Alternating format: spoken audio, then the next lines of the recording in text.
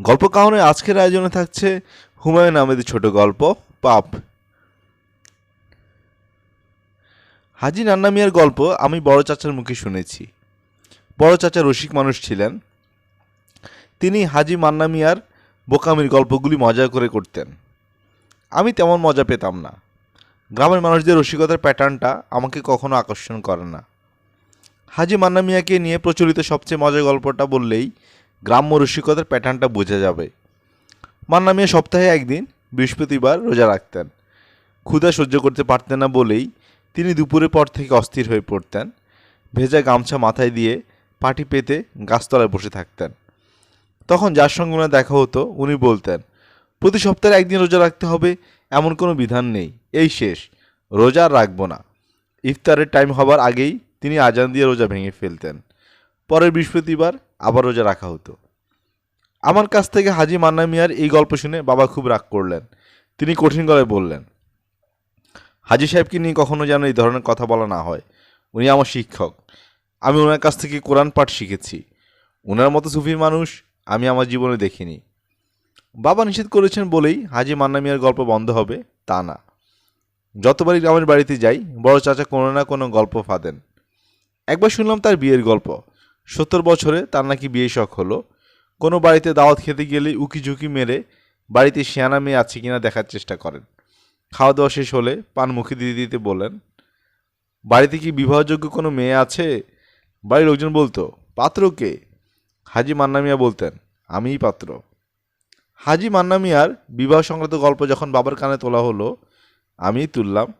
তখন বাবা বললেন, ঘটনা সত্যি, কিন্তু অর্ধেক সত্যি। হাজি মান্না মিয়াকে বুঝতে হলে পুরো গল্প শুনতে হবে।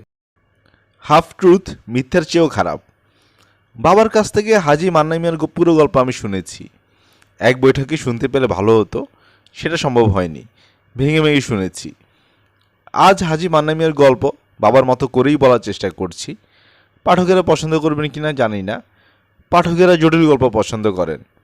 হাজি মান্না মিয়া জটিলতাবিহীন মানুষ। তাকে নিয়ে জটিল গল্প ফাঁদা সম্ভব না। ইংরেজি 1930 সনের এক চৈত্র মাসের সন্ধ্যায় মান্না মিয়া বগল একটা কম্বল এবং হাতে চটের বিশাল ব্যাগ নিয়ে আমাদের গ্রামের বাড়িতে কুতুবপুর নেত্রকোনা উপস্থিত হলো। তার বয়স 60-এর উপরে, মুখ ভর্তি সাদা দাড়ি, মাথায় বেতের টুপি, শক্ত সমর্থ চেহারা। তিনি অতি বিনয়ের সঙ্গে গ্রামের মসজিদে রাত কাটাবার প্রস্তাব দিলেন। খাওয়া দাওয়ার ব্যবস্থা তিনিই করবেন, তার শুধু থাকার সমস্যা। মসজিদের ইমাম সাহেব বললেন, আজ রাতটা থাকবেন? মসজিদে থাকা দরকার কি, আমার বাড়িতে থাকেন। মান্না মিয়া বললেন, আপনার দরবারে হাজার শুক্রিয়া। আমি শুধু আজ রাতটা থাকবো না, বাকি জীবন থাকবো। আমি বিরাট একটা পাপ করেছি, এই জন্যের প্রতিজ্ঞা করেছি বাকি জীবন মসজিদে থাকবো। পাপের জন্য ক্ষমা প্রার্থনা করব।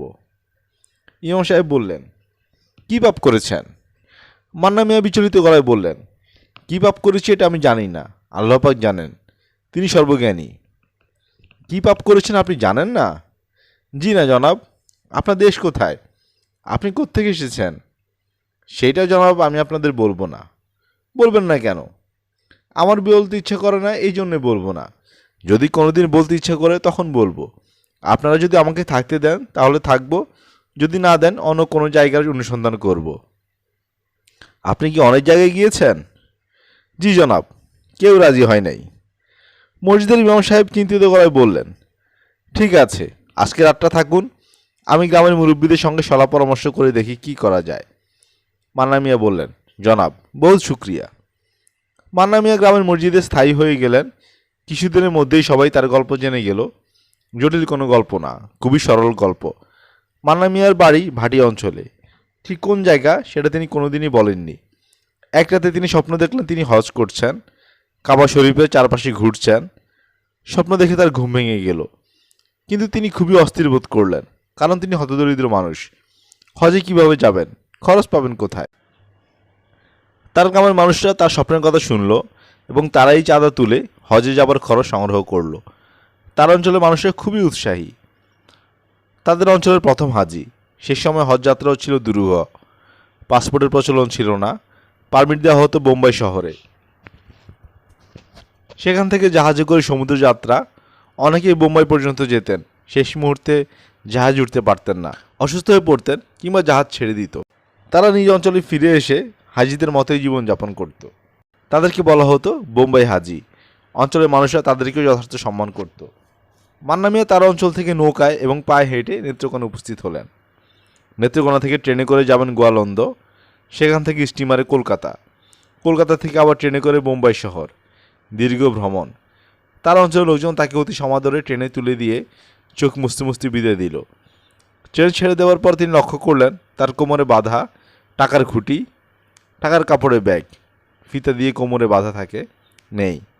কখন কোমর থেকে ফিতা খুলে পড়ে গেছে তিনি জানেন না।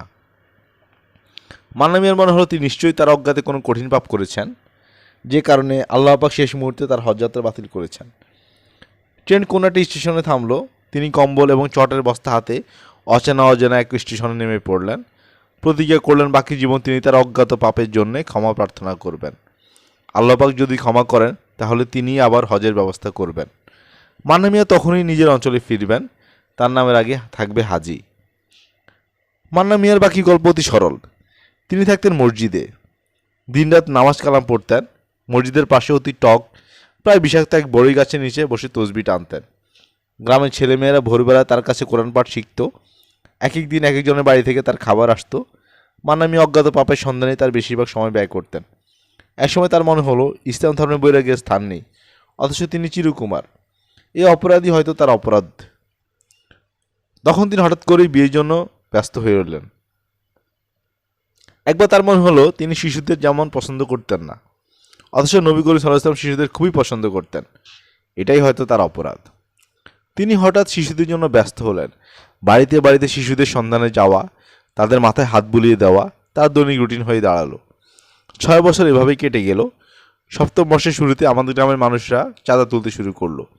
তারা মান্না মিয়াকে হজে পাঠাবে, বেচারার জীবনে একটা মাত্র শখ পূরণ করা হবে। আমাদের গ্রাম হতদরিদ্র, তারপরেও 1 বছরের মধ্যে টাকা উঠে গেল। ঠিক করা হলো গ্রামের একজন বিচক্ষণ ব্যক্তি মান্না মিয়াকে সঙ্গে নিয়ে বোম্বাই পর্যন্ত যাবেন, জাহাজে তুলে দিয়ে ফিরে আসবেন।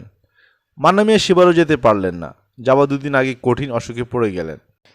মান্না মিয়া কাঁদতে কাঁদতে বললেন, আল্লাহ পাক আমার অপরাধ এখনও ক্ষমা করেননি। তারপরের বছর বর্ষাকালে মান্না মিয়া মারা যান। মৃত্যুর আগে তিনি খুবই আনন্দের সঙ্গে ঘোষণা করেন যে তিনি স্বপ্নে দেখেছেন আল্লাহ পাক তার হজ কবুল করেছেন। এখন তার গ্রামে ফিরতে আর বাধা নেই। নামের আগে হাজি লিখতেও সমস্যা নেই। মান্না মিয়া শবদেহ তার গ্রামের বাড়ি ভাটিপাড়ায় সুনামগঞ্জে পৌঁছে দেওয়া হয়। অঞ্চলের মানুষ গভীর শ্রদ্ধায় শবদেহ গ্রহণ করে। তাকে কবর দেওয়া হয় স্থানীয় মসজিদের পাশে। হাজি মান্না মিয়ার গল্প শেষ হলো। আমার নিজের কথা শেষ হয়নি। আমার ভিতরে অনেক ধরনের প্রশ্ন। স্বপ্নকে আমরা কতটুকু গুরুত্ব দিব?